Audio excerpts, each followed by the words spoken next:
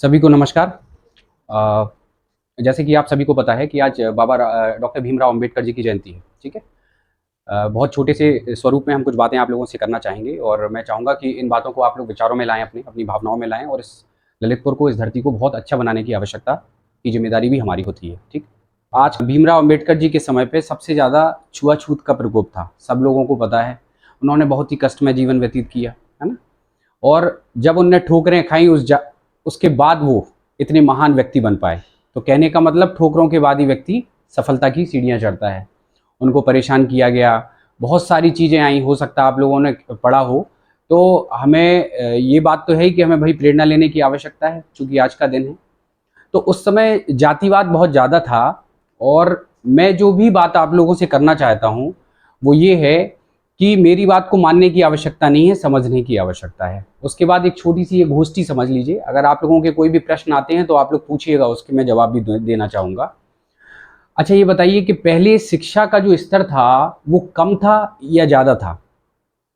कम था। पहले शिक्षा का स्तर कम था। आज शिक्षा का स्तर काफ़ी बढ़ गया है। आज हर व्यक्ति एजुकेटेड है। ठीक। तो पहले से अभी आत्महत्याएं बढ़ी हैं या कम हुई हैं? आत्महत्याएं बढ़ी हैं, है ना। तलाक पहले से बढ़े हैं या कम हुए हैं? बढ़े हैं। तलाक पहले से बढ़े हैं ना। घर में जो बंटवारा है या डिस्ट्रीब्यूशन है वो पहले से कम हुआ है या बढ़ा है? बंटवारा बढ़ा है। तो हम ये कह सकते हैं कि जो शिक्षा का महत्व है वो हम जीरो पे खड़े हैं अभी भी, उस लेवल से तुलना करें। बिल्कुल। तो उस समय डॉक्टर भीमराव अंबेडकर बहुत पढ़े, 24 भाषाओं का ज्ञान था उनको। उन्होंने विदेश यात्राएं की, विदेशों से उन्होंने पीएचडी की, है ना। अपने देश को, अपने समाज को सुधारने का प्रयास किया। हमने क्या किया? हमने कुछ नहीं किया। हमने क्या किया? केवल टंकी भरी और टंकी बनाई, यही तो किया। टंकी भर रहे हैं और बना रहे हैं, इसके अलावा कुछ नहीं कर रहे हो। समय आ जाएगा तो चले जाएंगे। इसके अलावा क्या किया? कुछ नहीं। खा पी रहे हो बस, बच्चे पैदा करके हो, नमस्ते। तो कहने का मतलब ये है कि जैसे ललितपुर की हम बात कर रहे हैं तो हमें ललितपुर को भी बहुत अच्छा देखना है भाई, हर व्यक्ति चाहता है ना। ललितपुर की खास बात है कि यहाँ धार्मिकता बहुत है। सब लोग कहते हैं यहाँ पे धर्म बहुत अच्छा है, धार्मिकता बहुत है। चाहे वो जैनियों की बात करें, चाहे हम बात करें, चाहे मुस्लिम्स की बात करें, यहाँ पे सब एक दूसरे से कनेक्टेड हैं बहुत ज़्यादा। इसलिए हमारे यहाँ झगड़े और लड़ाइयाँ कम होती हैं, है ना। तो आज का जो समय है, पहले जो जातियां हुआ करती थी वो आज का वो जाति साधन हो गई है। साधन कैसे? कि इस जाति को हम पकड़ के रखेंगे तो इलेक्शन में हम जीत जाएंगे। तो वो जाति आज हम क्या कर रहे हैं? झोपड़ियों में जाके भोजन करता है ना नेता। क्यों करता है? क्योंकि उस समाज का व्यक्ति ये सोचे कि भाई हम अलग नहीं है। वो अपने स्वार्थ सिद्धि के लिए कर रहा है। वो अपने स्वार्थ सिद्धि के लिए कर रहा है, राइट। तो लेकिन वो स्वार्थ सिद्धि दिख भी रही है। यदि हम ऐसे नेता को चुन के लाएंगे तो क्या होगा? तो सीधी सीधी, मैं किसी धर्म जाति विशेष की एक राजनीति की कोई बात नहीं कर रहा हूं। मेरा आज हम 4 चीजों के पीछे भागने का प्रयास कर रहे हैं। पहला, रूप, धन, बल और पद। यही है ना? यही है ना। और ये परिवर्तनशील है। मेरा रूप मेरा नहीं रहेगा आज से 20 साल बाद, ये बदल जाना है। धन भी कम हो जाना है, बढ़ना है। पद भी आज है, कल नहीं है। तो कहने का मतलब ये कि जब ये परिवर्तनशील हैं, उसके बाद भी हम इन्हीं चीजों के पीछे भाग रहे हैं और इन्हीं चीजों के बिहाफ पे हम ये कह रहे हैं कि ये छोटा है, हम बड़े हैं। ये गोरा है, नहीं हम गोरे हैं, ये काला है। हम ऊंचे हैं, वो नीचा है। हम अमीर हैं, वो गरीब है। तो कहने का मतलब शिक्षा, मैं समझता हूं कि एक अनपढ़ व्यक्ति भी पैसा कमा रहा है। मैंने कई अच्छे अच्छे व्यापारियों को देखा जो 10th फेल हैं और अरबों की संपत्ति के मालिक हैं। तो इससे यह भी प्रतीत होता है कि जो धन कमाना है वो शिक्षा से नहीं है। जो आज हम अपने बच्चों को कह रहे हैं कि बेटा तुम्हें कल की बात एक छोटी सी बताना चाहूंगा। कल एक पानी बतासे की शॉप पे मैं पहुंचा रात के 8 बजे। तो वहां पे एक व्यक्ति, एक बिटिया थी, तो उसको पता चला कि भाई मैं फिजियोथेरेपिस्ट हूं डिस्ट्रिक्ट हॉस्पिटल में। तो उसके फादर ने बड़े अच्छे से कहा कि ये आपसे कुछ कहना चाहती है। तो मैंने कहा हाँ बेटा। कहना अंकल मैं आईएएस ऑफिसर बनना चाहती हूँ। तो हमने उससे सीधा सीधा एक बात बोली कि आईएएस ऑफिसर नहीं बनना है, ना डॉक्टर बनना है, सबसे पहले एक समझदार इंसान बनना है। हमारे अंदर भावनाएं खत्म होती चली जा रही हैं। हम एक दूसरे के प्रति कृतज्ञता नहीं जताते। जताते नहीं जताते, हम केवल उपेक्षा कर रहे हैं, एक दूसरे के जीवन में हस्तक्षेप कर रहे हैं, है ना। सबसे ज्यादा घरों में आज की समय में लड़ाइयां हो रही हैं, उसका क्या कारण है? विचारों की परिवर्तनशीलता, भावनाओं की परिवर्तनशीलता। तो हमारा कहने का मतलब यह है कि यदि आज हम सब इकट्ठे हुए हैं, मैं ये नहीं सोच रहा कि बहुत बड़ी गैदरिंग होनी चाहिए थी, मैं सोच रहा हूं कि इस छत के नीचे जो हम बात कर रहे हैं, तो ऐसा प्रतीत हो रहा है कि यहां पे हम जाति की बात नहीं कर रहे, हम किसकी बात कर रहे हैं? इंसान की बात कर रहे हैं, मानव की बात कर रहे हैं।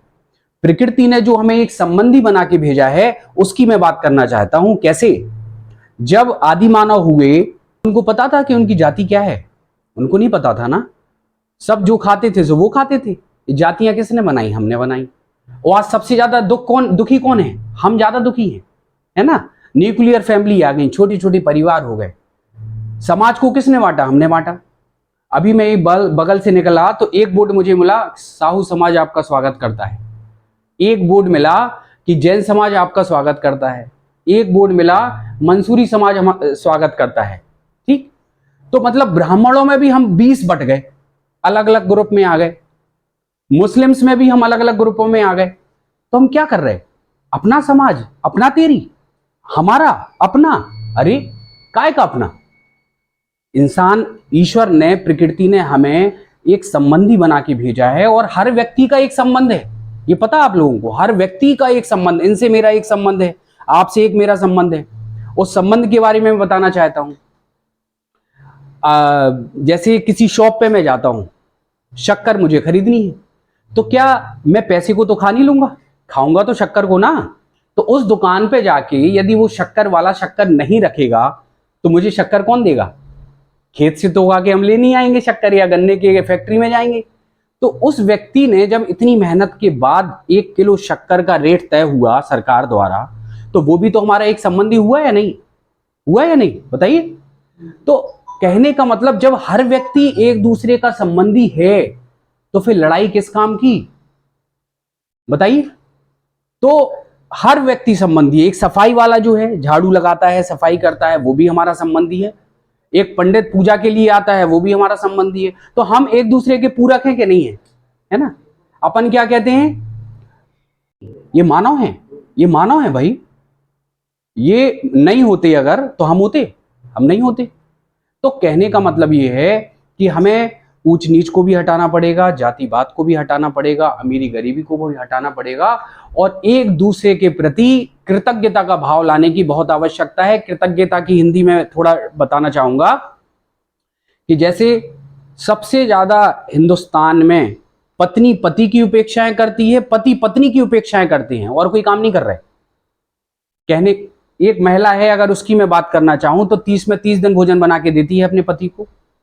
पति ये समझ रहा है कि ये तो मेरा अधिकार है, वो जो काम कर रही है ये तो मेरा अधिकार है। 30 में 30 दिन उसके हाथ जल रहे तवे के पास, वो इतनी मेहनत कर रही है। एक दाल में नमक थोड़ा सा कम हो गया, सो हमने 4 बातें सुना दी। 5 मिनट खाना लेट हो गया, तो हमने बातें सुना दी। क्या महीने में उसको बुखार आ गया, तब भी वो किचन में काम करेगी। और अगर हम नौकरी पेशे में हैं, हमें बुखार आ गया, हम छुट्टी लेके घर बैठ जाएंगे, हम तो नहीं जाएंगे ऑफिस। तो कहने का मतलब, कृतज्ञता बहुत जरूरी है, चाहे वो पारिवारिक संबंधों में हो, चाहे कि वो मानव रूपी संबंधों में हो। बताइए, सही है कि नहीं? तो हमारा यही कहना है कि यहां जितने भी लोग बैठे हैं, एक दूसरे के मन में प्रेम का भाव रखिए। हमें ललितपुर को बहुत स्वस्थ बनाना है, स्वच्छ बनाना है ना। जैसे मैं ईद पे गया, जावेद को पता है, यहाँ पे दरगाह में, तो कई सारे लोगों से ईदी मिलने का मौका मिला। ठीक, तो बहुत अच्छा फील हुआ। मैं क्षेत्रपाल मंदिर जाता हूँ, है ना, समता जैन जी हैं यहाँ पे, आपने भी मुझे एक बार बुलाया था। आचार्य श्री के एक प्रोग्राम में भी मैं गया था।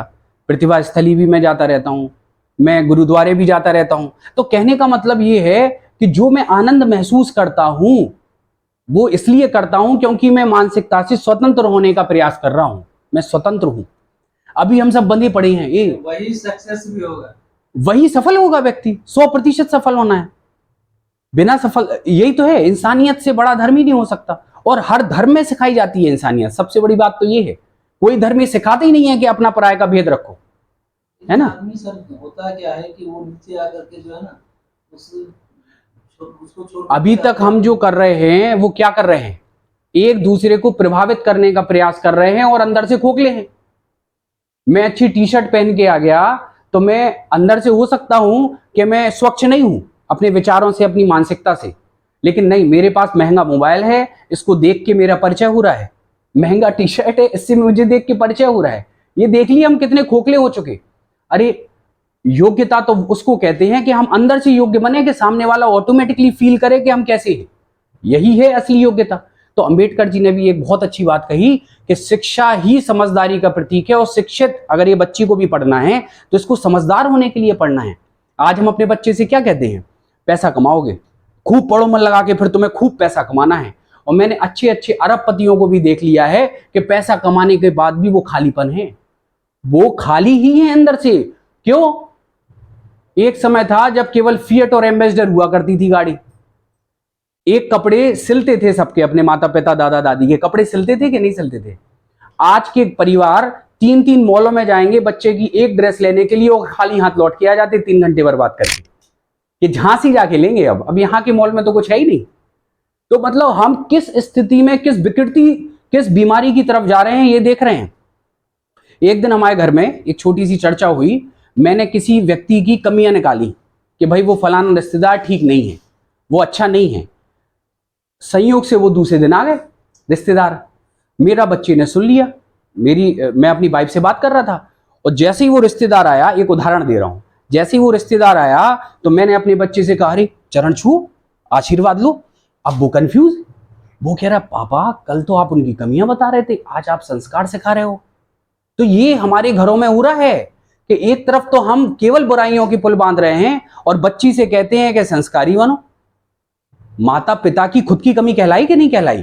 तो हम झगड़ों में ये भूल गए हैं कि हमारे आसपास एक बच्चा खड़ा है और वो फिर गलत आदतों में जाता है, तो हम कहते हैं इस समाज ने बिगाड़ दिया। अरे सबसे बड़े दुश्मन तो हम खुद हैं।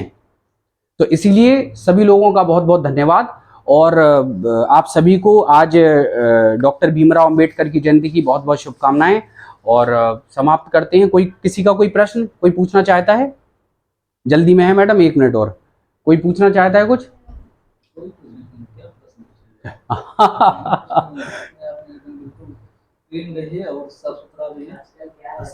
हाँ मैडम कुछ बोलिए। हाँ, सब लोग एक दूसरे की टांग खींचने में लगे, किसी को बड़ा होता देख नहीं पा रहे। तो ऐसा क्यों हो रहा भाई? फिर हम शिक्षित कहलाए या अशिक्षित? वही तो कमी है, क्योंकि दूसरा बढ़ रहा है तो उसको देख के अपन चल रहे हैं। आप भी कोशिश कीजिए, जो खींचने वाला होता है ना, वो कोशिश करे कि हम उससे आगे बढ़ाएं, बिल्कुल उसको खींच करके आगे नहीं बढ़ना। बिल्कुल सच बात।